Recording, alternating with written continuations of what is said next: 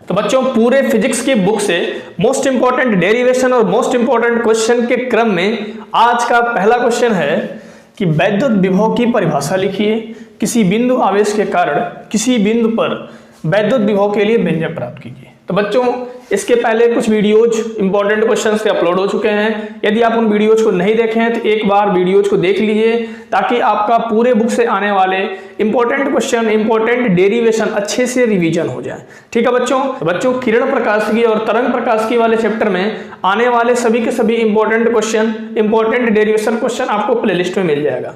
तो बच्चों लेंस का एक 1 शॉट वीडियो आपको मिलेगा और लेंस वाले चैप्टर में आने वाले जितने भी टाइप के न्यूमेरिकल क्वेश्चंस हैं उन टाइप के न्यूमेरिकल क्वेश्चंस का अलग अलग वीडियो आपको प्लेलिस्ट में मिल जाएगा। यदि आपको उस चैप्टर के किसी भी डेरिवेशन को करने में थोड़ा भी दिक्कत हो रहा है तो एक बार लेंस के 1 शॉट वीडियो को देखकर लेंस में आने वाले हर एक टॉपिक से अलग अलग न्यूमेरिकल वाला वीडियो आप देख लीजिए, जिससे आपका लेंस वाले चैप्टर से आने वाले सभी के सभी न्यूमेरिकल क्वेश्चंस क्लियर हो जाएं। तो बच्चों लेंस वाले चैप्टर से 110% आपके बोर्ड एग्जाम में डेरिवेशन आना ही आना है और उस चैप्टर से आपको न्यूमेरिकल क्वेश्चंस भी मिलेगा। तो बच्चों यदि आपको लेंस वाले चैप्टर में थोड़ा भी डाउट है तो एक बार 1 शॉट वीडियो देख करके उसके जितने भी टाइप के न्यूमेरिकल क्वेश्चंस बताए गए हैं उन सभी न्यूमेरिकल क्वेश्चंस को देख लीजिए। तो चलिए बच्चों हम आपको बताते हैं आज का पहला प्रश्न। कह रहा है कि विद्युत विभव की परिभाषा लिखिए। क्या है विद्युत विभव? आप लोग इसकी परिभाषा जानते होंगे, ठीक है, क्योंकि यदि आप सीरियस पढ़ाई कर रहे हैं तो अब तक तो आपको विद्युत विभव की परिभाषा पता ही होना चाहिए। क्या है? तो बच्चों एकांक धनावेश को अनंत से विद्युत क्षेत्र के भीतर किसी बिंदु तक लाने में किया गया कार्य विद्युत विभव कहलाता है। क्या लिखेंगे इसकी परिभाषा? परिभाषा हम लिखेंगे, परिभाषा लिख देंगे कि एकांक धनावेश को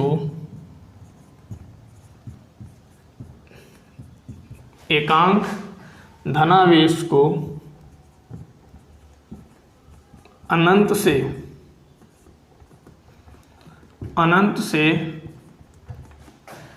विद्युत क्षेत्र के भीतर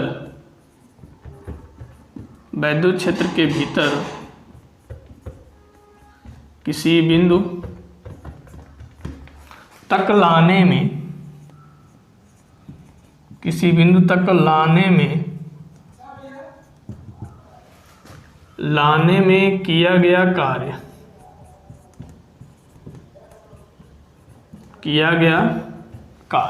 विद्युत विभव कहलाता है। किया गया कार्य बच्चों क्या कहलाता है? विद्युत विभव कहलाता है। आपसे प्रश्न में ये पूछा है कि विद्युत विभव की परिभाषा लिखिए।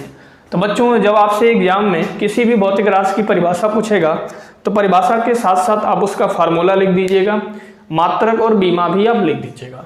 यदि आपको ये पता होगा कि वो राशि कौन सी राशि है, मीन्स सदिश राशि है या सदिश राशि है, तो इसको भी आप लिख दीजिएगा, आपको अच्छा नंबर मिलेगा।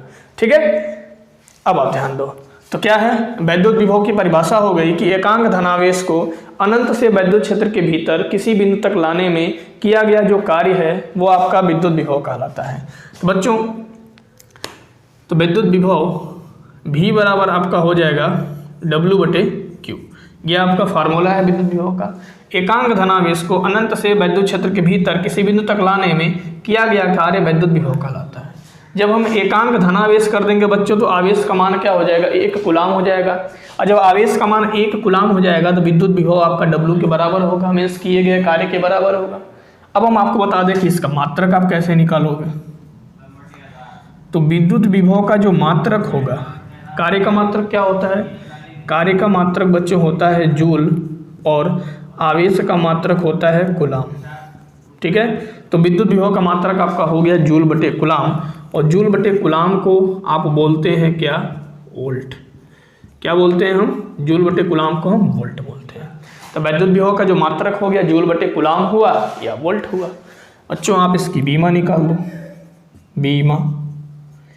बीमा मीन्स हो गया कार्य की बीमा बटे आवेश की बीमा। तो कार्य की बीमा आपको याद होनी चाहिए, कार्य की बीमा होती है ml² T/-2। बच्चों आवेश का जो बीमा होता है वो आपका होता है AT।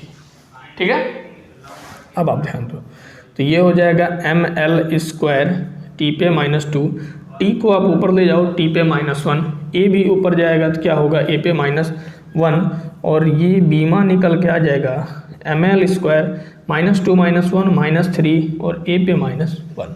तो वैद्युत विभव क्या हो गया बच्चों, एकांक धनावेश को अनंत से वैद्युत क्षेत्र के भीतर किसी बिंदु तक लाने में किया गया कार्य वैद्युत विभव कहलाता है। और वैद्युत विभव V बराबर होता है W/Q, इसका मात्रक हो गया जूल/कूलाम या वोल्ट, और इसकी बीमा हो गई ml² t पे -3 a पे -1। क्लियर। तो बच्चों वैद्युत विभव क्या है, एक अदिश राशि है। वैद्युत विभव जो होता है एक अदिश राशि है। क्या है, वैद्युत विभव एक अदिश राशि है। तो बच्चों इस परिभाषा को, मात्रक बीमा को नोट कर लीजिए, फिर हम आपको बताते हैं कि किसी बिंदु आवेश के कारण किसी अन्य बिंदु पर उत्पन्न वैद्युत विभव का व्यंजक कैसे प्राप्त करेंगे। तो चलिए बच्चों हम आपको इसका दूसरा पोर्शन बताते हैं कि किसी बिंदु आवेश के कारण किसी बिंदु पर हम वैद्युत विभव कैसे निकालेंगे। ठीक है, वैद्युत विभव क्या है, आवेश को अनंत से वैद्युत क्षेत्र के भीतर किसी बिंदु तक लाने में किया गया कार्य क्या कहलाता है बच्चों, वैद्युत विभव कहलाता है। तो बच्चों हम क्या करेंगे, मान लेंगे कि ये हमारा एक बिंदु O है और इस पर आवेश आपका +Q है, और बिंदु O से R दूरी पर बिंदु A है जहां हमें वैद्युत विभव ज्ञात करना है। क्लियर। यहाँ पे हमें बच्चों क्या निकालना है, वैद्युत विभव निकालना है। तो किया गया कार्य ही वैद्युत विभव होता है। ठीक है, आवेश को कहाँ से लाना होता है, अनंत से लाता है ना।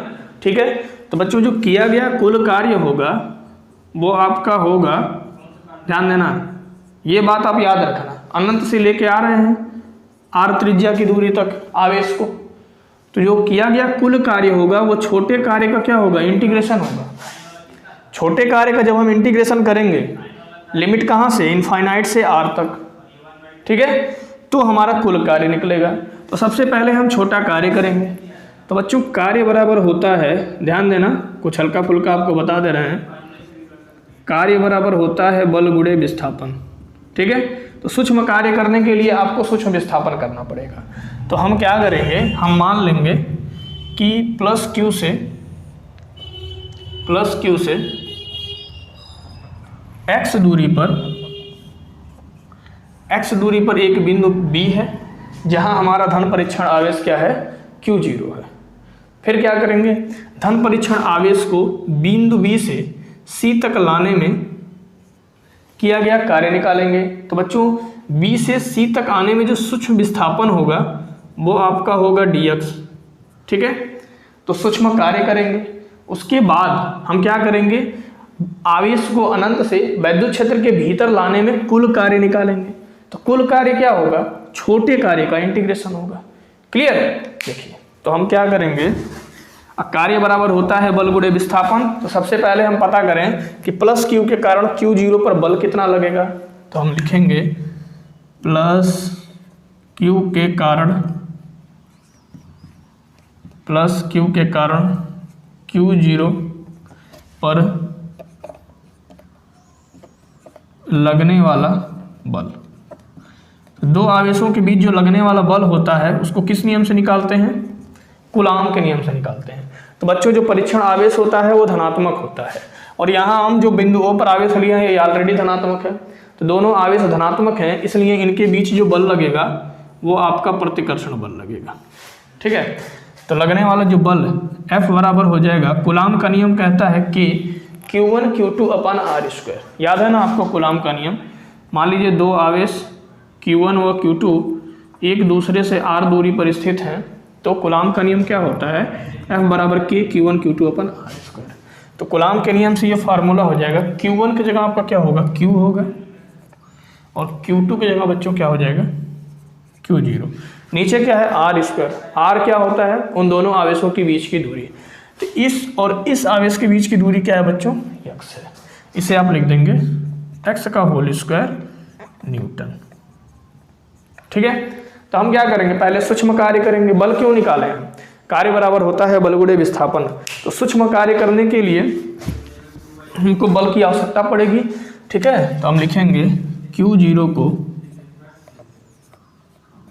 Q0 आवेश को बिंदु बी से सी तक लाने में किया गया सूक्ष्म कार्य। पहले हम सूक्ष्म कार्य कर लेंगे, फिर हम बड़ा कार्य करने के लिए सूक्ष्म कार्य का क्या करेंगे, इंटीग्रेशन कर देंगे। ये बात आप दिमाग में फिट कर लेना, ठीक है। तो सूक्ष्म कार्य बराबर हो जाएगा dw। कार्य बराबर बच्चों होता है बल गुणे विस्थापन, ठीक है। आप देख पा रहे हैं कि बल और विस्थापन एक दूसरे के क्या है, विपरीत दिशा में है। बच्चों जिधर बल लग रहा होता है और विस्थापन यदि उसके विपरीत दिशा में होती है तो विस्थापन को हम ऋणात्मक लेते हैं। तो बल गुणे विस्थापन मीन्स ये हो गया बल और गुणे क्या हो गया, विस्थापन माइनस dx, ठीक है। क्या हो गया, बल गुणे विस्थापन माइनस dx। अब देखो तो dw बल का मान क्या है बच्चों कि q0 अपान क्या हो गया, x² माइनस dx। अब हम क्या निकालेंगे, कुल कार्य निकालेंगे ना। आवेश को अनंत से बिंदु ए तक लाने में किया गया कार्य, ठीक है। तो अब लिखेंगे अतः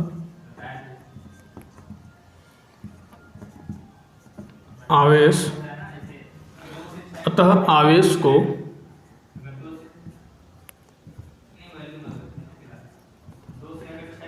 अनंत से बिंदु ए तक लाने में किया गया कार्य। हम टोटल कार्य निकाल रहे हैं। टोटल कार्य निकालेंगे कैसे, छोटे कार्य का हम क्या करेंगे बच्चों, इंटीग्रेशन करेंगे। लिमिट कहाँ है, अनंत से कहाँ आ रहा है, r दूरी पे, ये हो गया r। क्लियर। इतनी बात यदि आपको पता है तो आप इसका डेरिवेशन बड़े आराम से कर पाएंगे। हमको निकालना है वैद्युत विभव ना, बाद में हम वैद्युत विभव v बराबर क्या होता है, W/Q, ठीक है। W/ क्या होता है, Q। यदि हम कार्य निकाल लेंगे, इस फार्मूले में रखेंगे तो हमारा वैद्युत विभव फटाक से निकल जाएगा। अब देखो कैसे कैसे निकलता है। पहले आप इंटीग्रेशन करो तो W बराबर हो जाएगा लोअर लिमिट इनफाइनाइट r और dw बल गुणे विस्थापन। तो dw का मान आया है बच्चों के q0 अपान x² और यहाँ हो गया माइनस dx। माइनस को आप बाहर ले लो, ठीक है। तो w बराबर हो जाएगा माइनस और q0 भी बाहर ले लो, क्योंकि जिसके रिस्पेक्ट में बच्चों डिफरेंशिएशन या इंटीग्रेशन हो रहा होता है उसको छोड़ करके जितने भी टर्म होते हैं सबको बाहर निकाल लिया जाता है। तो यहाँ x के रिस्पेक्ट में इंटीग्रेशन हो रहा है, तो आप क्या करेंगे कि q0 आप बाहर निकाल लीजिए और इंटीग्रेशन हो जाएगा इनफाइनाइट से r, ये हो गया 1/x² dx। अब हम आपको 1/x² का डिफरेंशिएशन बता देते हैं, आप नोट कर लीजिएगा। अब देखो तो बच्चों इंटीग्रेशन का जो बेसिक फार्मूला होता है वो x⁴n का होता है x पे n+1 अपान n+1। क्लियर। x पे पावर n का x के रिस्पेक्ट में जो डिफरेंशिएशन होता है, सॉरी इंटीग्रेशन जो होता है x⁴n+1 अपान n+1। इसे आप नोट कर लीजिएगा कहीं पे। अब देखो तो यहाँ दिया है बच्चों 1/x² dx। तो हम क्या करेंगे, x² को ऊपर लेके जाएंगे, तो x² ऊपर जाएगा तो ये आपका हो जाएगा x पे -2 dx, ठीक। अब इस फार्मूले का यूज करके x पे -2 का आप इंटीग्रेशन कर दो। कैसे, n की वैल्यू बच्चों -2 है ना, तो इसको आप लिख सकते हो x पे -2 + 1 बटे -2 + 1, ठीक। तो -2 + 1 क्या होगा, -1 होगा। -2 + 1 क्या हो गया, -1 हो गया, ठीक है बच्चों। अब आप इसे लिख सकते हो -x पे -1, ठीक। अब देखो माइनस और x⁴ को यदि आप नीचे ले जाते हो तो ये हो जाएगा 1/x। इसे आप नोट कर लो, ठीक है। यदि एग्जाम में ये प्रश्न आता है तो साइड में यदि आप चाहें तो इंटीग्रेशन करके दिखा सकते हैं और नहीं चाहें तब भी कोई दिक्कत नहीं है, फिजिक्स में डायरेक्ट वैल्यू चलता है, ठीक। अब देखो अब आप क्या करेंगे, लिख देंगे W बराबर -k/q0 और तो बच्चों इसे हम इरेज कर दे रहे हैं, ये आप नोट कर लीजिएगा। 1/x² का जो इंटीग्रेशन आया है -1/x आया है, ठीक है। अब आप ध्यान दो, डायरेक्ट वैल्यू हम पुट करेंगे। अब देखो तो यहाँ पे हो जाएगा W बराबर माइनस के क्यू जीरो, 1/x² का जो इंटीग्रेशन है 1/x है, लोअर लिमिट बच्चों इनफाइनाइट और अपर लिमिट हो गया आपका r। अब ध्यान देना, तो W ये माइनस और ये माइनस मिलके बच्चों क्या हो गया, प्लस हो गया, तो ये आपका हो गया के क्यू जीरो और ये हो गया 1/x, लोअर लिमिट इनफाइनाइट, ये हो गया अपर लिमिट। रूल क्या होता है, रूल ये होता है कि एक बार हम अपर लिमिट लेते हैं, x की जगह रखेंगे तो 1 हो जाएगा r, माइनस लगाएंगे, और बच्चों एक बार लेते हैं लोअर लिमिट आपका हो जाएगा इनफाइनाइट। ठीक है, अब ध्यान देना, तो कार्य बराबर हो जाएगा के क्यू जीरो, ये हो गया आपका 1/r, और 1/इनफाइनाइट की वैल्यू बच्चों होती है 0। ठीक है, इसे आप छोड़ देंगे, तो W बराबर आपका निकल के आ गया के क्यू जीरो बटे क्या हो गया r। अब लिखेंगे अतः हमें क्या निकालना है, वैद्युत विभव निकालना है ना, तभी हम किया गया कार्य निकाले हैं। अतः बिंदु A पर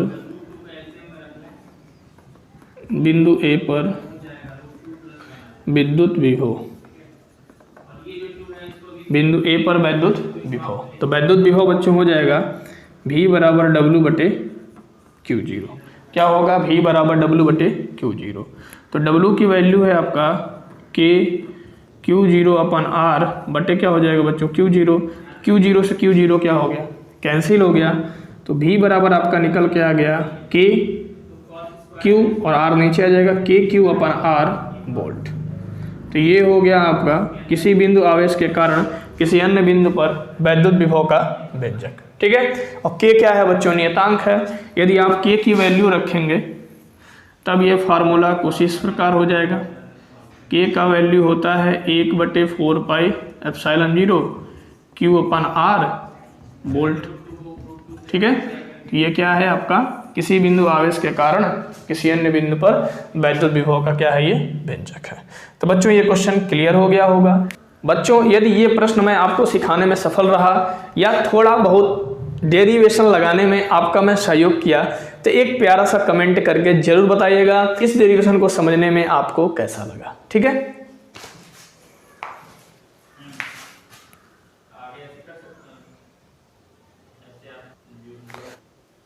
अब हम आपको बताते हैं इस वीडियो का मोस्ट इंपॉर्टेंट क्वेश्चन या अपने चैप्टर का ये मोस्ट इंपॉर्टेंट क्वेश्चन है। क्या है, अनुगमन वेग से आप क्या समझते हैं। प्रश्न है मुक्त इलेक्ट्रॉनों के अपवाह वेग से आप क्या समझते हैं। अपवाह वेग या अनुगमन वेग दोनों एक ही बात है, कंफ्यूज मत होइएगा, या इसको इंग्लिश में बोलते हैं ड्रिफ्ट वेलोसिटी। ठीक है, आपसे एग्जाम में ड्रिफ्ट वेग भी करके पूछ सकता है। ठीक है, तो अनुगमन वेग से आप क्या समझते हैं, इसके आधार पर ओम के नियम की व्याख्या कीजिए। तो बच्चों ओम का नियम क्या होता है, चालक के सिरों पर लगाया गया जो विभवांतर है उसमें बहने वाली धारा आई के क्या होता है, अनुक्रमानुपाती होता है। और जब हम अनुक्रमानुपाती चिन्ह हटाते हैं तो एक नियतांक आता है जिसे हम कहते हैं प्रतिरोध। तो बच्चों यदि V/I बराबर क्या निकला यार, R क्या है, नियतांक है। यदि हम अनुगमन वेग के आधार पर V/I का मान एक नियतांक सिद्ध कर देते हैं तो ओम के नियम की व्याख्या कंप्लीट हो जाएगी। क्लियर। अब हम आपको एक चीज़ और बता दें, अनुगमन वेग को हम VD से रिप्रेजेंट करते हैं।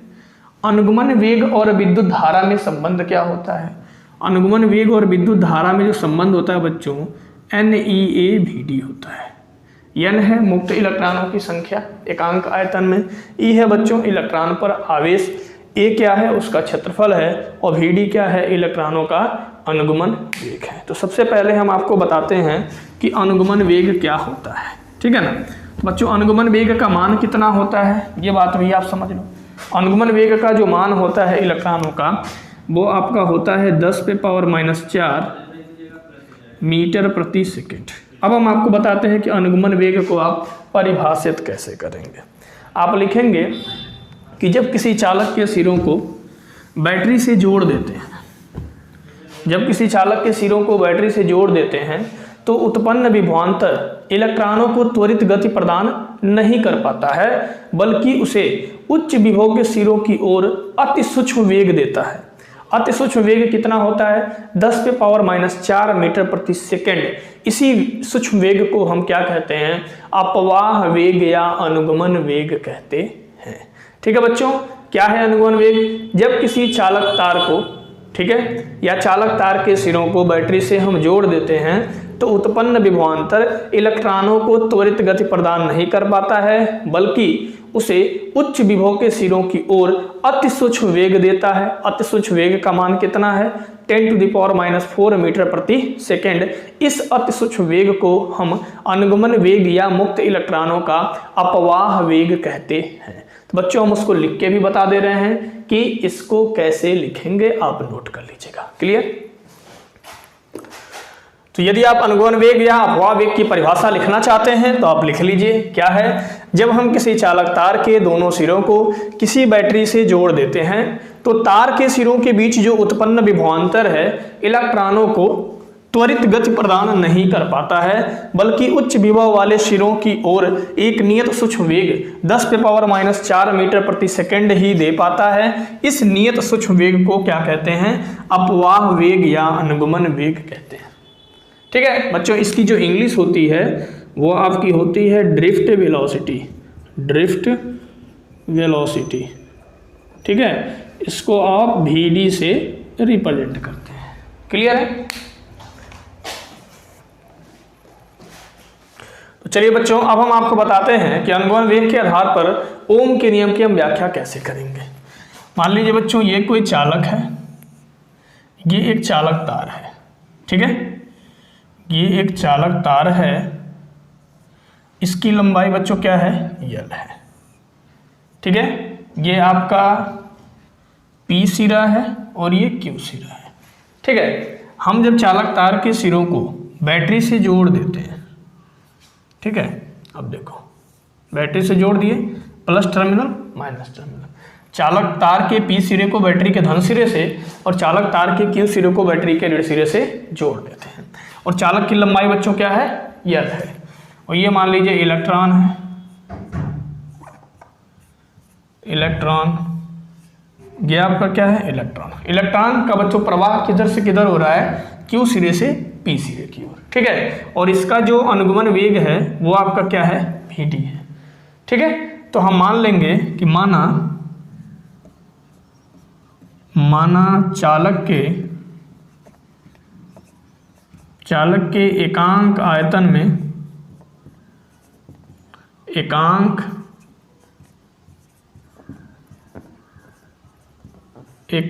आयतन में इलेक्ट्रॉनों की संख्या। बहुत इजीली हम आपको समझाएंगे कि ओम के नियम की व्याख्या हम कैसे करेंगे।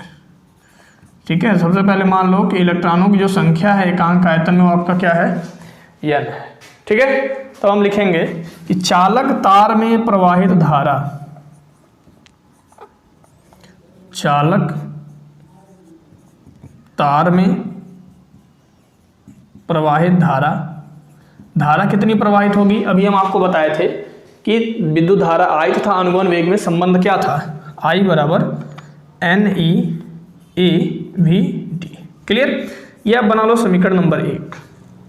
अब आपको अनुगमन वेग का मान ही निकालना है। अब ध्यान रखना, यहीं से डेरिवेशन आपका स्टार्ट हो गया। अनुगमन वेग का मान निकाल करके आप समीकरण 1 में रख देना, ओम के नियम की व्याख्या हो जाएगी। कैसे निकालेंगे अब आप ध्यान दो। तो ये आपका वैद्युत क्षेत्र है, तो वैद्युत क्षेत्र के विरुद्ध इलेक्ट्रॉनों पर एक बल लग रहा होता है, उसको हम निकालते हैं। तो लिखेंगे इलेक्ट्रॉनों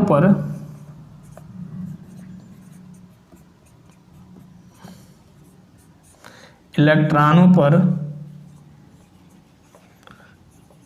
वैद्युत क्षेत्र E के विरुद्ध लगने वाला बल। ध्यान देना, E के विरुद्ध लगने वाला बल। तो बच्चों वैद्युत क्षेत्र की तीव्रता का फॉर्मूला क्या होता है? E बराबर होता है F/Q। ठीक है, तो किसी भी आवेश पर जो लगने वाला बल का फार्मूला यदि आप यहाँ से निकालोगे तो होगा आपका EQ। यहाँ कह रहा क्या कि इलेक्ट्रॉनों पर वैद्युत क्षेत्र के विरुद्ध लगने वाला बल क्या होगा? तो इलेक्ट्रॉनों पर, तो इलेक्ट्रॉन का आवेश बच्चों क्या होता है? आपका होता है E, स्मॉल e होता है। ठीक है, तो लगने वाला बल जो होगा वो आपका हो जाएगा बल बराबर E।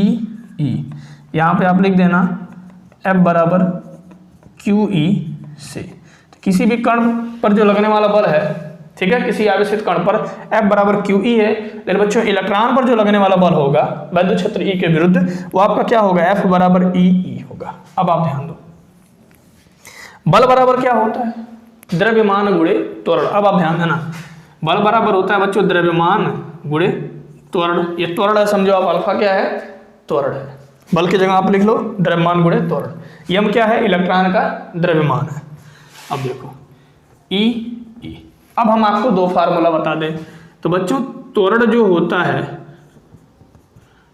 त्वरण बराबर क्या होता है, वेग परिवर्तन की दर को हम त्वरण कहते हैं। वेग परिवर्तन बटे समयांतराल क्या कहलाता है, आपका त्वरण कहलाता है। तो यहां पर बच्चों जो वेग होगा वो आपकी ड्रिफ्ट वेलोसिटी होगी, मीन्स अनुगमन वेग होगा, और समयांतराल की जगह हम श्रांतिकाल लिखेंगे, ठीक है, क्योंकि इसमें चालक में दो इलेक्ट्रॉनों के दो टक्करों के बीच का जो समय होता है उसको हम बोलते हैं श्रांतिकाल, ठीक है। और श्रांतिकाल को बच्चों हम टाउ से रिप्रेजेंट करते हैं। क्लियर। अब आप ध्यान दो, E बराबर क्या होता है, वैद्युत क्षेत्र E बराबर बच्चों फार्मूला होता है V/L। क्लियर। तो त्वरण बराबर VD बटे टाउ, टाउ क्या है, श्रांतिकाल है, दो टक्करों के बीच लगने वाला समय, और E बराबर V/L। इन वैल्यूज को इस समीकरण में आप रख दो, ठीक है। तब क्या हो जाएगा M, और ये आपका हो जाएगा VD बटे क्या हो जाएगा टाउ बराबर E की जगह बच्चों हो जाएगा V/L। अब हमको क्या करना है, समीकरण 1 में VD का मान रखना है ना, हम VD निकालने के लिए इतना कुछ किए हैं, ठीक है। वैद्युत इलेक्ट्रॉनों पर वैद्युत क्षेत्र के विरुद्ध लगने वाला बल निकाल दिए, F बराबर QE से F बराबर EE। बल बराबर होता है द्रव्यमान गुणे त्वरण, द्रव्यमान गुणे त्वरण। और त्वरण बच्चों क्या होता है, वेग परिवर्तन की दर को त्वरण कहते हैं, ठीक है। तो वेग की जगह आप लिख देना VD अनुगमन वेग, और समयांतराल क्या होगा, श्रांतिकाल होगा। श्रांतिकाल को टाउ से रिप्रेजेंट करते हैं। क्लियर। अब ध्यान दो, यहां से आप VD निकाल लो, तो बच्चों VD बराबर हो जाएगा E भी टाउ उधर चला गया, E भी अपान ये नीचे L है, और ये M आपका नीचे आ जाएगा, ठीक है। और ये टाउ जो है इधर ट्रांसफर हो जाएगा। देखो कैसे, VD E भी का E का V में गुणा कर दिया, ये भी L नीचे है ही, M इधर से आ जाएगा तो M हो जाएगा, टाउ इधर चला गया, टाउ हो गया, अनुगमन वेग हमारा VD निकल गया। अब हम लिखेंगे समीकरण नंबर 1 से, समीकरण 1 से। अब हम धीरे धीरे ओम के नियम की तरफ बढ़ रहे हैं, ठीक। तो समीकरण 1 से बच्चों हो जाएगा I बराबर NE A, और VD है ना, VD की जगह आप रख सकते हो EV बटे LM इंटू टाउ, ठीक। अब आप क्या करेंगे,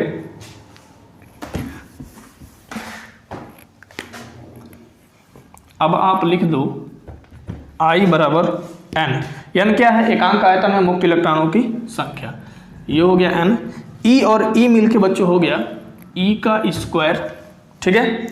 और यहाँ है आपका A V tau upon LM, ठीक। तो ओम का नियम क्या कहता है कि V अपान I का जो रेशियो है वो नियतांक होता है, ठीक है। अब देखो, तो आप करो क्या, I हो गया, V को आप इधर ला दो, सिंपल तरीके से बता रहे हैं, V को आप इधर ला दो, तो ये आपका हो जाएगा NE स्क्वायर A टाउ बटे क्या हो गया LM। प्रॉब्लम क्या आ रही है, हमें निकालना है V अपान I, और यहाँ निकल के आया I अपान V। पलट दो, इस साइड में पलटोगे तो इस साइड में भी क्या होगा, पलट जाएगा, या इसको आप लिख दो V अपान I बराबर हो जाएगा LM upon NE square A tau, ठीक है। तो अब हम लिख देंगे कि यदि चालक की भौतिक अवस्था में परिवर्तन न हो, यदि चालक की भौतिक अवस्था में परिवर्तन न हो तो LM अपान NE²। ए टाउ क्या है? एक नियतांक है। क्या है? नियतांक है। क्लियर? तो जब ये वैल्यू क्या हो गई? नियतांक हो गई, तब V/I बराबर आप क्या लिख सकते हैं? नियतांक।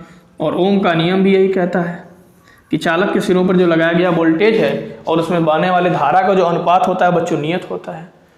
ठीक है, किसके बराबर होता है? प्रतिरोध R के बराबर होता है ना। और प्रतिरोध R ओम के नियम में क्या है? एक नियतांक है। ठीक है, तो ओम के नियम की व्याख्या हो गई। अब नीचे लिख देना यही ओम का नियम है, यही ओम का नियम है। ठीक है, तो बच्चों यदि आप प्रकाश विद्युत प्रभाव वाले चैप्टर के डेरिवेशंस क्वेश्चंस को नहीं किए हैं तो आप प्लेलिस्ट में जाकर के प्रकाश विद्युत प्रभाव के 1 शॉट वीडियो को देख सकते हैं। और प्रकाश विद्युत प्रभाव वाले चैप्टर से आने वाले ऐसे इंपॉर्टेंट क्वेश्चन जो पिछले 5 साल के अंदर पूछे गए हैं उसका भी वीडियो आपको प्लेलिस्ट में मिल जाएगा। ठीक है,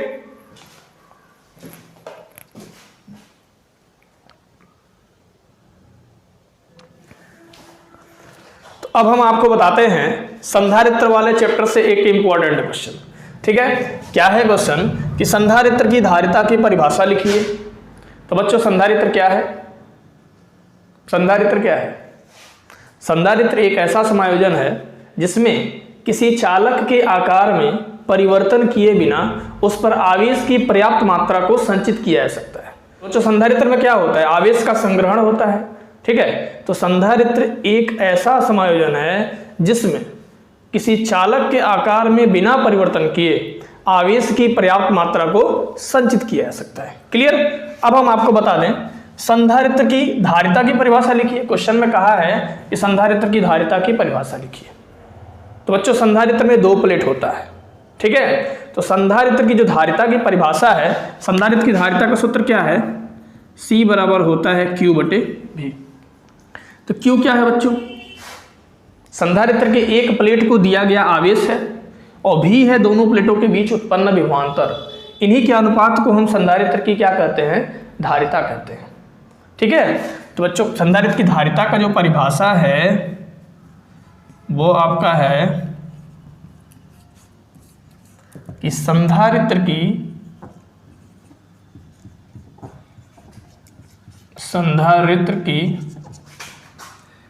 एक प्लेट, संधारित्र की एक प्लेट को दिया गया आवेश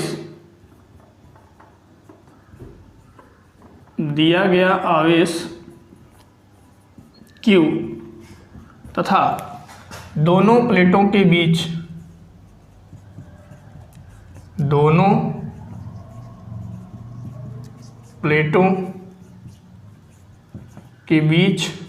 उत्पन्न विभवांतर, दोनों प्लेटों के बीच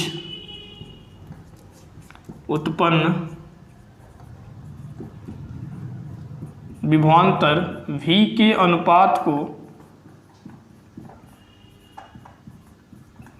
अनुपात को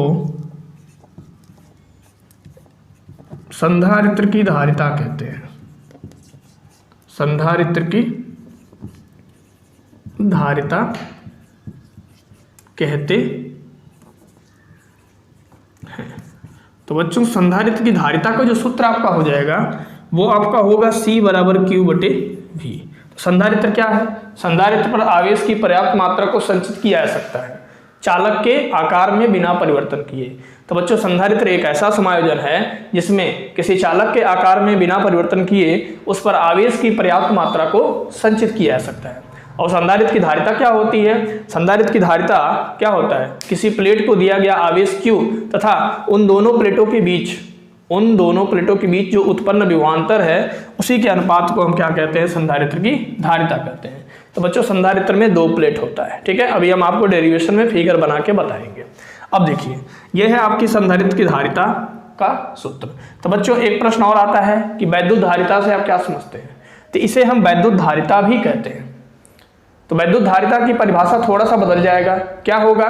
किसी चालक को दिया गया आवेश Q तथा उसी अनुपात में उसके विभव में हुई वृद्धि उसी क्रम में उसके विभव में हुई वृद्धि के अनुपात को हम वैद्युत धारिता कहते हैं। तो वैद्युत धारिता और संधारित्र की धारिता दोनों एक ही चीज है, ठीक है। केवल यदि आप परिभाषा देना होगा तो वहां पे आप वैद्युत धारिता लिख देना और लिखना कि किसी चालक को दिए गए आवेश तथा विभव के मान में हुए परिवर्तन के अनुपात को वैद्युत धारिता कहते हैं। और संधारित्र की धारिता में क्या हो जाएगा कि संधारित्र की एक प्लेट को दिया गया आवेश Q तथा दोनों प्लेटों के बीच जो उत्पन्न विभवांतर है उसके अनुपात को हम संधारित्र की धारिता कहते हैं। दोनों का मात्रक सेम होगा। तो बच्चों धारिता का जो मात्रक होता है वो क्या होता है आपको पता होगा। धारिता का जो मात्रक होता है फैरड होता है, ठीक। यदि हम इस फार्मूले से इसका मात्रक निकालें, यदि इस फार्मूले से हम मात्रक निकालें तो आवेश का जो मात्रक होगा ये आपका होगा कूलाम और V का मात्रक बच्चों क्या हो जाएगा वोल्ट। तो ये हो जाएगा कूलाम बटे वोल्ट और कूलाम बटे वोल्ट को हम बोलते हैं क्या फैरड। यदि हम इसकी बीमा निकालना चाहें तो बड़े आराम से बीमा निकाल सकते हैं। कूलाम की बीमा क्या होती है, कूलाम मतलब आवेश, तो आवेश की बीमा बच्चों होता है 80। अब नीचे आ गया वोल्ट, वोल्ट मीन्स हो गया विभव की बीमा। मान लीजिए आपको विभव की बीमा नहीं याद है तो आप साइड में विभव की बीमा निकाल लेंगे। विद्युत विभव V बराबर क्या होता है बच्चों W बटे Q। क्या होता है V बराबर आपका होता है W बटे Q। क्या है परिभाषा कि एकांक धनावेश को वैद्युत क्षेत्र के भीतर किसी भी बिंदु पर लाने में जो किया गया कार्य है आपका वैद्युत विभव कहलाता है, ठीक है। तो यहाँ से यदि आप इसका बीमा निकालते हो तो कार्य की बीमा जो होता है ml स्क्वायर टी पे -2 अपान आवेश की बीमा बच्चों हो जाएगी 80। अब आप ध्यान दो तो ये हो गया ml स्क्वायर टी पे -2, टी को आप ऊपर ले जाओ तो टी जब ऊपर जाएगा बच्चों तो हो जाएगा टी पे -1 और ए ऊपर जाएगा तो हो जाएगा ए पे -1, ठीक। अब देखो तो ये हो जाएगा ml स्क्वायर -2 -1 हो गया -3 और ए पे -1 हो गया, ठीक है। अब देखिए तो वोल्टेज की जो बीमा हो गई वोल्ट की ml स्क्वायर टी पे -3 ए पे -1। अब आप क्या करो m को ऊपर ले जाओ तो m ऊपर जाएगा बच्चों तो क्या हो जाएगा m पे -1। यल को आप ऊपर कर लो, यल ऊपर जाएगा तो l पे -2। t पे -3 को यदि आप ऊपर करते हो तो t पे +3 हो जाएगा, ठीक है। a पे -1 को ऊपर कर दो, सॉरी t पे +3 हुआ और यहाँ एक ऑलरेडी t है इसको भी आप लिखो। a पे -1 को ऊपर ले जाओगे तो a और यहाँ पर एक ऑलरेडी a है इसको भी आप लिखो। अब आपका बीमा निकल के आ जाएगा m पे -1 l पे -2 3 और 1 क्या हो गया 4 1 1 बच्चों क्या हो गया a का स्क्वायर, ठीक है। तो संधारित्र की धारिता का मात्रक निकल गया कूलाम बटे वोल्ट या फैरड और इसकी बीमा निकल गई m पे -1 l पे -2 t पे पावर 4 a पे स्क्वायर। क्लियर। तो संधारित्र की धारिता क्या है, संधारित्र की किसी एक प्लेट को दिया गया आवेश Q तथा दोनों प्लेटों के बीच उत्पन्न विभवांतर के अनुपात को हम संधारित्र की धारिता C कहते हैं, ठीक है।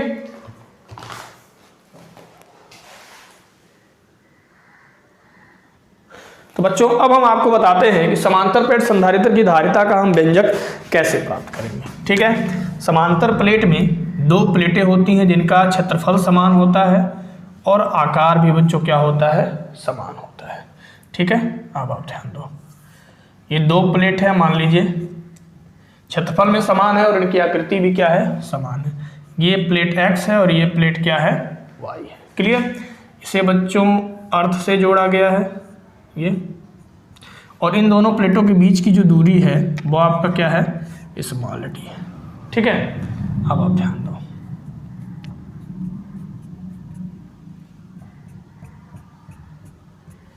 तो हमें निकालना क्या है समांतर प्लेट संधारित्र की धारिता का सूत्र निकालना है। अब आपको हम बता दें धारिता C बराबर क्या होता है। देखिए समांतर प्लेट संधारित्र की धारिता, लास्ट में हम यही काम करेंगे। समांतर प्लेट संधारित्र की धारिता, ठीक है। थोड़ा सा टेक्निक बता रहा हूं कैसे निकालोगे। C बराबर क्या होता है बच्चों Q बटे V। यदि आप V का मान निकाल लेते हो, ठीक है, V का मान निकाल लोगे तो समांतर प्लेट संधारित्र की धारिता निकल जाएगी। तो V कैसे निकालोगे तो बच्चों E बराबर फार्मूला होता है V बटे D। एक लाइन में हम आपको बता रहा हूँ, ठीक है। D को यदि आप इधर मल्टीप्लाई कर दोगे तो V का मान निकल गया ED B। अब प्रॉब्लम आती है बच्चों E की। तो दोनों प्लेटों के बीच जो वैद्युत क्षेत्र की तीव्रता होती है वो क्या होती है। दोनों प्लेटों के बीच जो वैद्युत क्षेत्र की तीव्रता होती है वो आपका होता है सिग्मा अपान एप्सिलॉन जीरो। सिग्मा अपान क्या होता है? Epsilon zero. बच्चों ये प्रश्न आपको दोनों प्लेटों के बीच जो उत्पन्न वैद्युत क्षेत्र की तीव्रता का व्यंजक है गॉस के प्रमेय के अनुप्रयोग में आपको मिल जाएगा।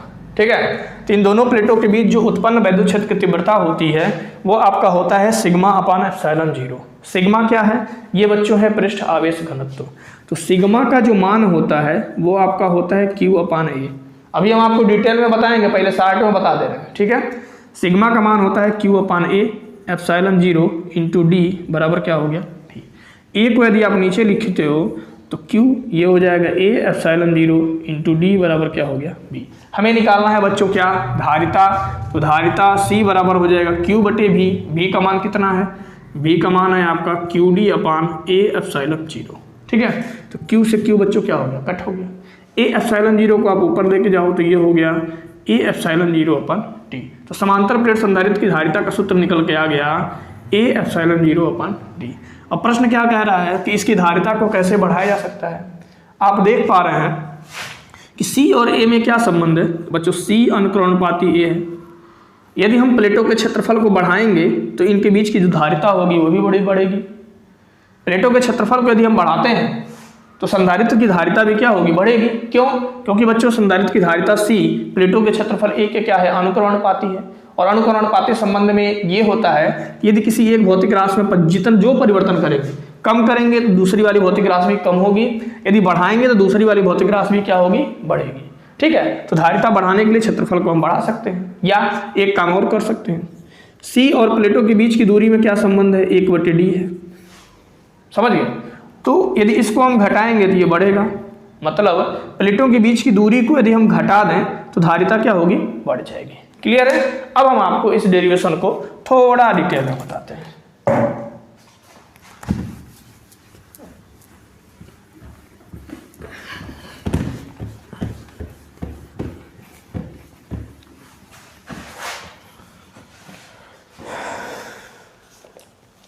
अब हम आपको बच्चों बताते हैं कि इसे लिखना कैसे है। हम लिखेंगे कि दोनों प्लेटों के बीच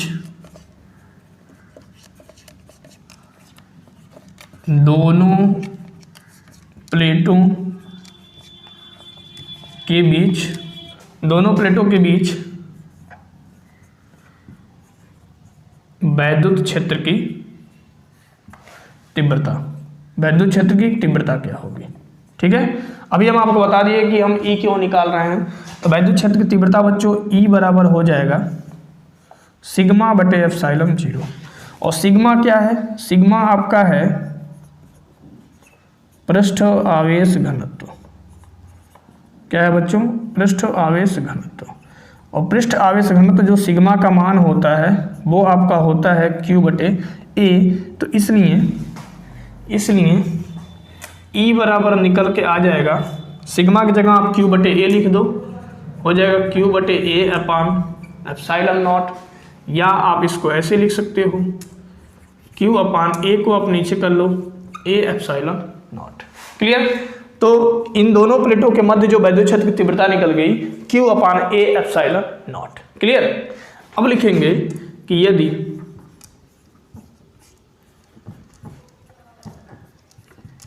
यदि दोनों प्लेटों के बीच विभवांतर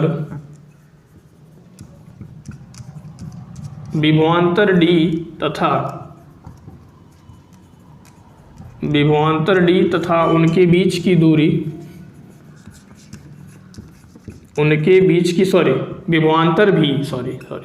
विभवांतर भी तथा उनके बीच की दूरी d हो तो, ठीक है, यदि बच्चों दोनों प्लेटों के बीच की दूरी d हो और उनके विभवांतर क्या हो? v हो, तो तब आपकी जो वैद्युत क्षेत्र की तीव्रता होगी वो आपका होता है v अपान डी। क्लियर? अब यहां से आप v की वैल्यू निकाल लो, d को आप इधर ट्रांसफर करो तो ed बराबर हो जाएगा v या v बराबर बच्चों हो जाएगा e t। क्लियर? अब आप क्या करो, अब आप क्या करो, E का मान उठा के आप इसमें पुट कर दो तो V बराबर हो जाएगा बच्चों Q A epsilon 0 into D. तो भी का मान आपका निकल के आ गया Q D upon A epsilon 0।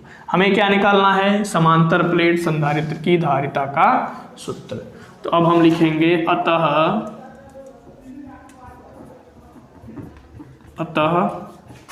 समांतर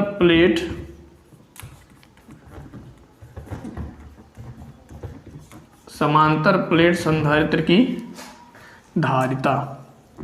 अतः लिख देंगे समांतर प्लेट संधारित्र की धारिता। तो C बराबर बच्चों क्या हो जाएगा? Q बटे B, ये धारिता का सूत्र है। ठीक है, तो Q बटे V का मान कितना आया है? V का मान आपका निकल के आ गया QD अपान A एप्सिलॉन 0। ठीक है, तो Q से Q बच्चों क्या हो गया? कट गया। A एप्सिलॉन 0 आपका ऊपर चला गया, तो C बराबर आपका आ गया A epsilon 0 upon D farad. तो समांतर प्लेट संधारित्र की धारिता का सूत्र निकल के आ गया C बराबर A एप्सिलॉन 0 अपान D। तो बच्चों कह रहा है कि धारिता को बढ़ाने के लिए हम क्या करेंगे? धारिता को बढ़ाने के लिए प्लेट के क्षेत्रफल को हम बढ़ा सकते हैं या प्लेटों के बीच की दूरी को हम कम कर सकते हैं। यदि प्लेटों के बीच की दूरी कम करेंगे तो संधारित्र की धारिता बढ़ेगी, या प्लेटों के क्षेत्रफल को हम बढ़ाएंगे तो संधारित्र की धारिता क्या होगी? बढ़ जाएगी। क्लियर बच्चों? यदि अब तक बताए गए सभी डेरिवेशंस आपको अच्छे से समझ में आया है तो एक प्यारा सा कमेंट करके जरूर बताओ। समझ गए? कमेंट करो।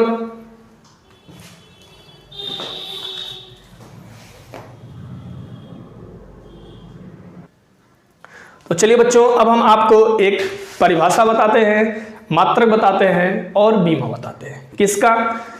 क्या है प्रश्न कि वैद्युत प्रतिरोध तथा वैद्युत चालकता की परिभाषा, मात्रक एवं बीमा लिखिए। बच्चों ये प्रश्न कभी कभी आपको 3 नंबर में मिलेगा या आपको 2 नंबर में मिल सकता है, या इन दोनों प्रश्नों को अलग अलग भी पूछा जाता है। ठीक है, और प्रतिरोध की बीमा बच्चों मोस्ट इंपॉर्टेंट क्वेश्चन है इस साल के बोर्ड एग्जाम के लिए। ठीक है, अब आप ध्यान दो क्या कह रहा है कि वैद्युत प्रतिरोध तथा वैद्युत चालकता की परिभाषा, मात्रक एवं बीमा बताइए। तो बच्चों ओम का नियम क्या कहता है? ओम का नियम से आपका होता है V बराबर I R। यही प्रतिरोध है ना, I को आप इधर कर दो। तो वैद्युत प्रतिरोध का क्या परिभाषा दे दोगे आप? प्रतिरोध क्या है? चालक में धारा के मार्ग में जो रुकावट उत्पन्न करता है उसी को तो हम प्रतिरोध कहते हैं। ये आपकी सामान्य परिभाषा हो गई। और मैथमेटिकल परिभाषा क्या हो जाएगी? इस फार्मूले से चालक के सिरों पे जो लगाया गया विभवांतर या चालक के सिरों पर लगाया गया वोल्टेज V तथा चालक में बहने वाली धारा I के अनुपात को हम विद्युत प्रतिरोध कहते हैं। ठीक है, तो हम लिख देंगे परिभाषा कि चालक के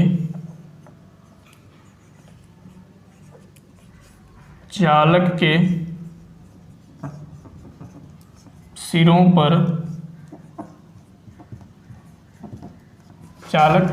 पर लगाया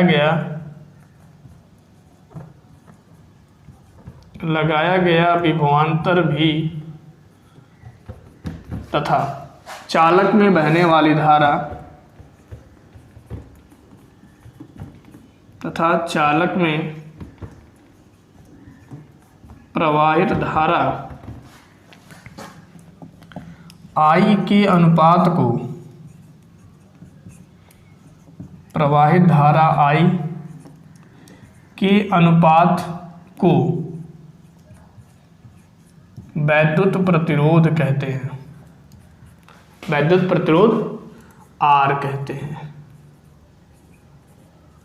ठीक है, अब आप ध्यान देना। तो वैद्युत प्रतिरोध R बराबर बच्चों हो जाएगा V बटे I। इस फार्मूले से यदि आप इसका मात्रक निकालते हैं तो मात्रक आपका हो जाएगा, V का मात्रक होता है वोल्ट और धारा का मात्रक बच्चों हो जाएगा एम्पियर। तो प्रतिरोध का मात्रक क्या हो गया? वोल्ट बटे एम्पियर। अब आपको बीमा निकालना है, तो वोल्ट की बीमा और एम्पियर की बीमा आपको पता होना चाहिए। या एक चीज़ और समझो, वोल्ट बटे एम्पियर को हम ओम भी कहते हैं। ठीक है, तो प्रतिरोध का मात्रक क्या हो जाएगा? वोल्ट बटे एम्पियर या ओम। इसकी बीमा बहुत इंपॉर्टेंट क्वेश्चन है बच्चों, इसकी आप बीमा निकालो। तो वोल्ट बटे क्या है? एम्पियर। वोल्ट किसका है? विद्युत विभव की बीमा है।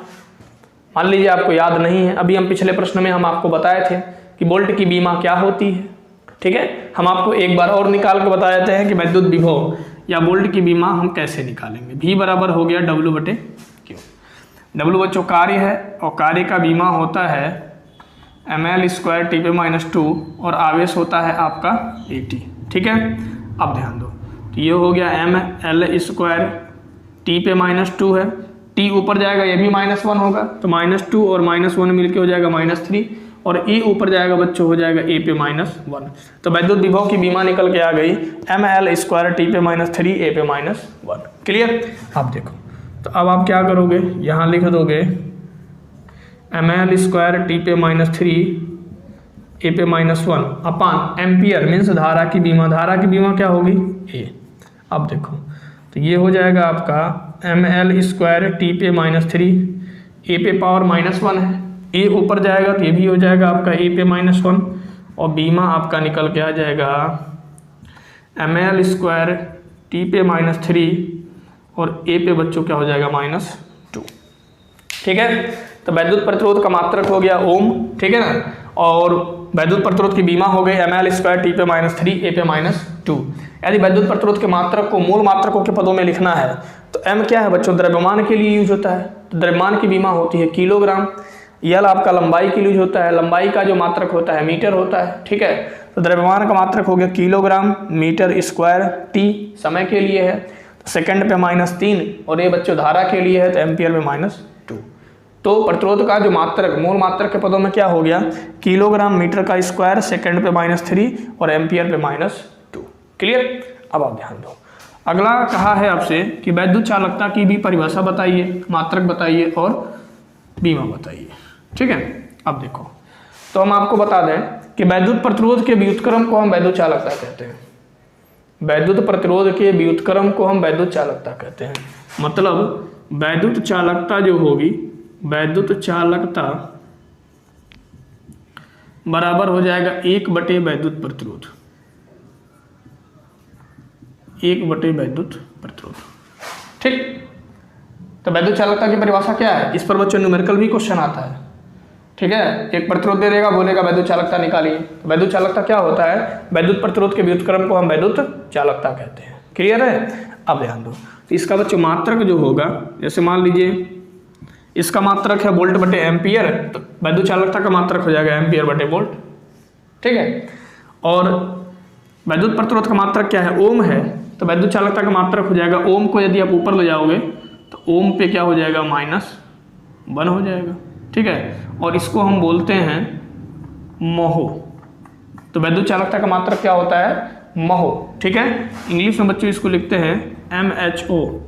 क्लियर। या वैद्युत चालकता का एक और मात्रक होता है साइमन। यदि हम इसकी बीमा लिखना चाहें तो वैद्युत चालकता क्या है, वैद्युत प्रतिरोध का व्युत्क्रम है, तो वैद्युत प्रतिरोध की जो बीमा है उसका हम व्युत्क्रम कर देंगे तो वैद्युत चालकता की बीमा निकल जाएगी। देखिए M यहाँ पॉजिटिव है, इसको आप निगेटिव कर दो। L बच्चों क्या है, पॉजिटिव है, इसको आप निगेटिव कर दो, तभी तो व्युत्क्रम निकलेगा। T निगेटिव है, इसको आप पॉजिटिव कर दो। A निगेटिव है, इसको आप पॉजिटिव कर दो। तो ये आपकी हो गई वैद्युत चालकता की बीमा।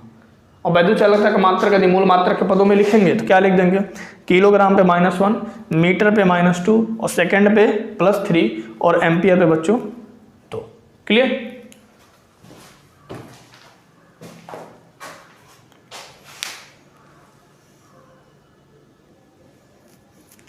तो बच्चों अब हम आपको गॉस के प्रमेय वाले टॉपिक से या गॉस के प्रमेय के अनुप्रयोग में से एक बहुत ही इंपॉर्टेंट डेरिवेशन बताने जा रहे हैं। इस डेरिवेशन को यदि आप सीख लेते हैं तो आपका 2 लॉन्ग क्वेश्चन तैयार होगा। क्या कह रहा है कि गॉस प्रमेय क्या है गॉस प्रमेय, ये आप सभी लोगों को पता है।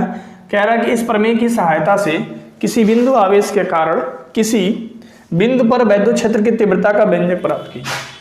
तो किसी भी बिंदु आवेश के कारण, देखिए किसी बिंदु आवेश के कारण, मान लीजिए ये बिंदु O है, इस पर +Q आवेश है, तो यहाँ से बच्चों R दूरी पर जो वैद्युत क्षेत्र की तीव्रता का व्यंजक प्राप्त होता है वो आपका होता है KQ/R²।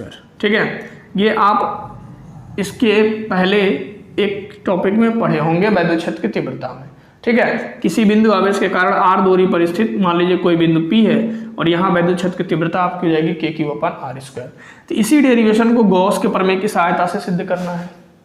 और फिर आपको कह रहा है कि कूलाम के नियम की व्याख्या कीजिए। अब बच्चों कूलाम का नियम क्या है? कूलाम का नियम है कि Q1 Q2 अपन R²। ये दो आवेश है जो एक दूसरे से r दूरी पर है, मतलब इसी नियम की सहायता से कूलाम का नियम भी हम प्रूफ करेंगे और किसी बिंदु आवेश के कारण किसी अन्य बिंदु पर वैद्युत क्षेत्र की तीव्रता का व्यंजक भी प्राप्त करेंगे। ठीक है, इस क्वेश्चन का यदि आप सीख लेते हैं 2 लॉन्ग क्वेश्चन आपका तैयार हो जाएगा। अब आप ध्यान दो, तो मान लेंगे हम, ये प्रश्न बच्चों कई बार आपके बोर्ड पेपर सेट में पूछ रखा है। हम मान लेंगे, मान लीजिए कोई एक बिंदु आवेश, ये बिंदु O है, इस पर हमारा एक बिंदु आवेश Q है।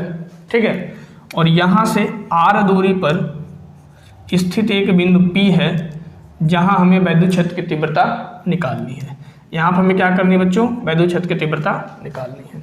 तो गॉस के प्रमेय से जब आप वैद्युत क्षेत्र की तीव्रता निकालेंगे, ठीक है, तो जिस बिंदु पे वैद्युत क्षेत्र की तीव्रता निकालनी होती है वहाँ से हमको एक गॉसियन पृष्ठ खींचना होता है। ठीक है, तो बच्चों यहाँ पर हम क्या करेंगे? एक गोलाकार गॉसियन पृष्ठ खींच देंगे, एक गोलाकार गॉसियन पृष्ठ खींच देंगे। ठीक है, आप ऐसा खींचना कि ये जो बिंदु है O, ये गोलाकार गॉसियन पृष्ठ के केंद्र बिंदु पर आए। ठीक है ना, थोड़ा ये बड़ा हो गया है, आप जब खींचना तो गॉसियन पृष्ठ को ऐसा ड्रा करना कि जो O है, जिस पर बिंदु आवेश Q है, ये आपका इसके केंद्र पर स्थित हो। ठीक है, अब आप ध्यान दो, तो गॉस का प्रमेय बच्चों क्या होता है? किसी बंद पृष्ठ से गुजरने वाला किसी भी गॉसियन पृष्ठ एक बंद पृष्ठ होता है, जो गुजरने वाला वैद्युत फ्लक्स है, कुल वैद्युत फ्लक्स φe पृष्ठ के भीतर स्थित आवेश Q का 1/ε0 गुना होता है। क्या होता है? किसी पृष्ठ से गुजरने वाला कुल वैद्युत फ्लक्स φe पृष्ठ के भीतर स्थित कुल आवेश का 1/ε0 गुना होता है।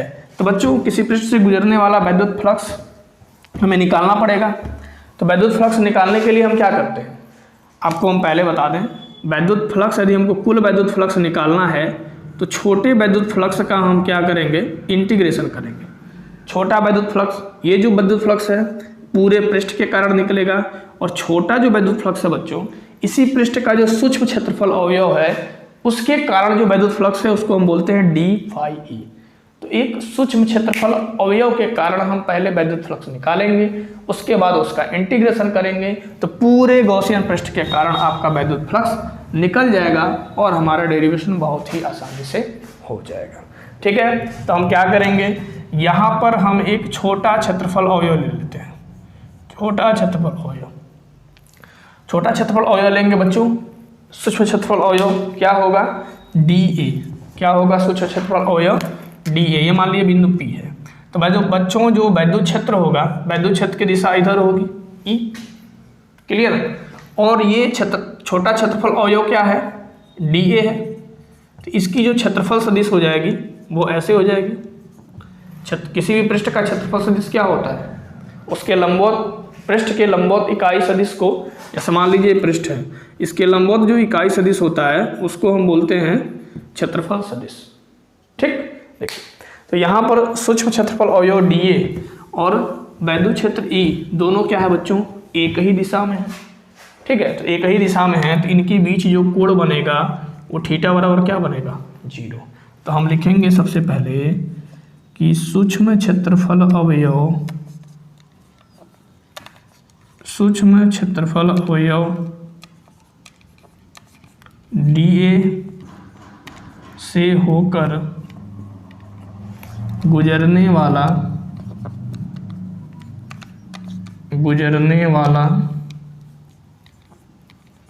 वैद्युत फ्लक्स। तो सूक्ष्म क्षेत्रफल अवयव dA से होकर गुजरने वाला जो वैद्युत फ्लक्स होगा वो आपका होगा d∅e। और वैद्युत फ्लक्स बच्चों क्या होता है? वैद्युत फ्लक्स आपका होता है वेक्टर E और सूक्ष्म क्षेत्रफल अवयव के स्केलर गुणन को हम वैद्युत फ्लक्स कहते हैं।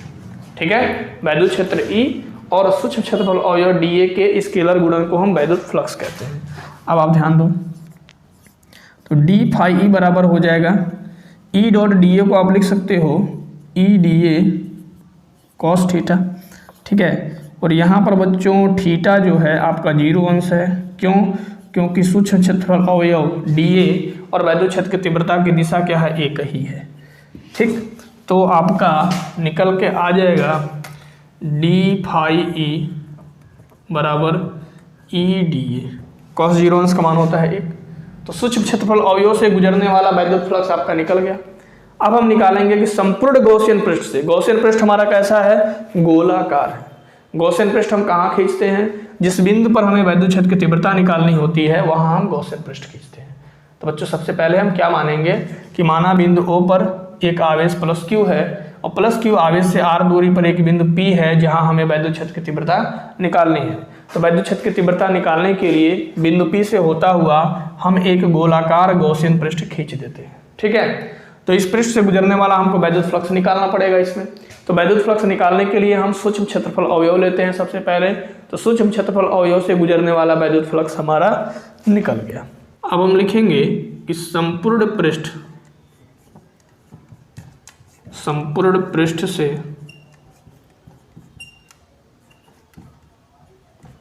गुजरने वाला वैद्युत फ्लक्स। ठीक है, तो संपूर्ण पृष्ठ से जो गुजरने वाला वैद्युत फ्लक्स होगा वो आपका हो जाएगा फाई ई, और छोटे वैद्युत फ्लक्स मीन्स छोटे पृष्ठ से गुजरने वाला जो वैद्युत फ्लक्स है उसका होगा इंटीग्रेशन, तो संपूर्ण पृष्ठ से गुजरने वाला वैद्युत फ्लक्स निकल जाएगा। अब देखो, तो ये आपका हो जाएगा डी फाई का मान क्या है, ई डी ए। देखिए फाई ई बराबर ई आपका बाहर निकल गया, इंटीग्रेशन हो गया डी ए। तो बच्चों जब सूक्ष्म क्षेत्रफल अवयव का हम इंटीग्रेशन करते हैं तो कुल पृष्ठीय क्षेत्रफल निकलता है। ठीक है, ये आपका निकल गया ए, और लिख देंगे हम समीकरण नंबर 1। अब हम लिख देंगे गॉस प्रमेय से। ए बच्चों क्या है, ए आपका है इस गोलाकार गॉसियन पृष्ठ का क्षेत्रफल। ठीक है, तो गॉस प्रमेय कहता है कि किसी बंद पृष्ठ से गुजरने वाला कुल वैद्युत फ्लक्स पृष्ठ के भीतर स्थित आवेश का 1/ε0 गुना होता है। क्या कहता है, किसी बंद पृष्ठ से गुजरने वाला कुल वैद्युत फ्लक्स पृष्ठ के भीतर स्थित आवेश का 1/ε0 गुना होता है।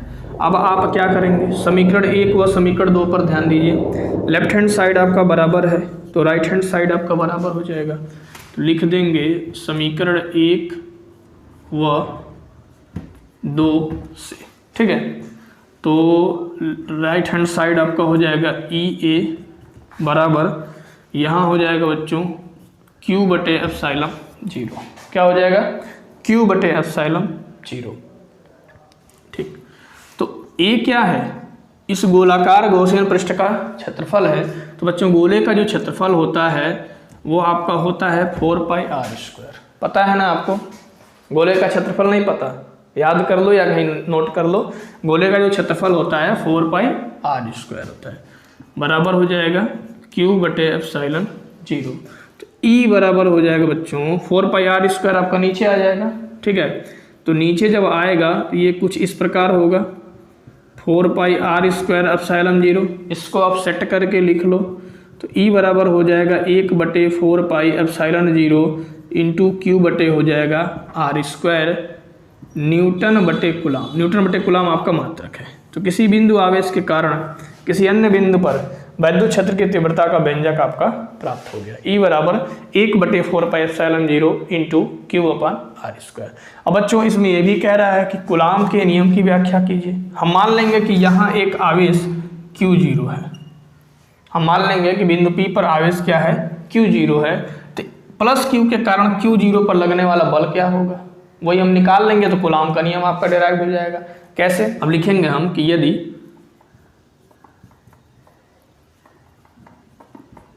बिंदु P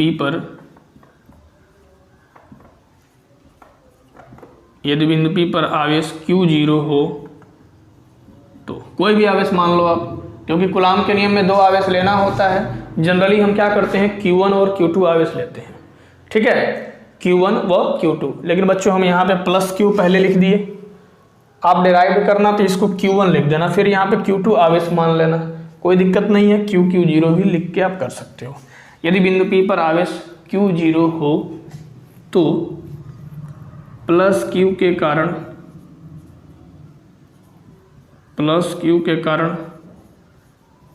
Q0 पर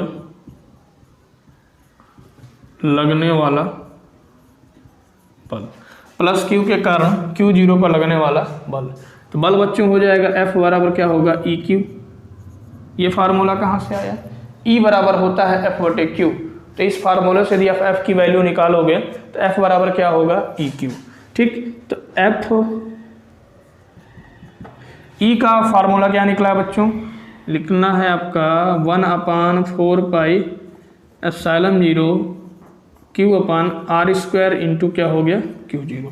तो Q मान लो पहला आवेश है और Q0 बच्चों क्या है, दूसरा आवेश है। तो कूलाम के नियम के अनुसार दो बिंदु आवेशों के बीच जो लगने वाला बल का सूत्र है वो क्या होता है, F बराबर होता है 1/4 पाई एप्सिलॉन 0 Q1 Q2/r²। तो यहाँ बच्चों ये आवेश आपका Q है और दूसरा आवेश Q0 है। देखिए निकल गया, F बराबर 1/4 पाई एप्सिलॉन 0 Q0/r²। इसको आप अच्छे से लिख लो, हो जाएगा बल F बराबर 1/4 पाई एप्सिलॉन 0 Q0/r²। न्यूटन, यह क्या है बच्चों, कूलाम का नियम है। लिख देना, यही कूलाम का नियम है, यही कूलाम का नियम है। यदि बच्चों आपसे प्रश्न में पूछता है कि कूलाम के नियम की व्याख्या कीजिए गॉस के प्रमेय की सहायता से, तो आप ये स्टेप आगे बढ़ाएंगे। और यदि आपसे केवल यही पूछ दे कि किसी बिंदु आवेश के कारण किसी अन्य बिंदु पर उत्पन्न विद्युत क्षेत्र की तीव्रता का व्यंजक प्राप्त कीजिए, तो यहीं पे आप आके स्टॉप कर देना। ठीक है, तो बच्चों ये प्रश्न आपको बेहतरीन तरीके से समझ में आया होगा। यदि आपको अच्छे से समझ में आया है तो एक प्यारा सा कमेंट करके जरूर बताओ। ठीक है।